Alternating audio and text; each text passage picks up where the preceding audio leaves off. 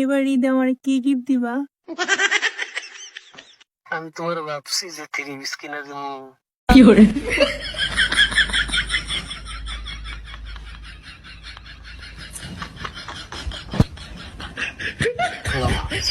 জান শুধু 3 পিস কিনা দিবা, আর কিছু দিবা না? আমি তো 3 পিস দিতে পারবো না, তোমাকে টাকা দিয়ে দেবো। তো তুমি টাকা দিয়ে মার্কেট থেকে কিনে নিয়ে আসবা। জান কত টাকা দিবা আমারে? কত দিলে তুমি খুশি হবে বলো? তুমি তোমার মন থেকে বলো আমারে কত টাকা দিবা ঈদের মার্কেটের জন্য।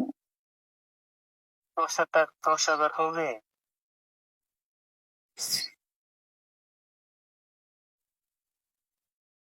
আমি মিউটে রয়েছি। দাম 10,000 তুই আমার কইছে 10,000 টাকা, মানে যদি নিতে পারস তাইলে পুরস্কার আরো বেশি আছে।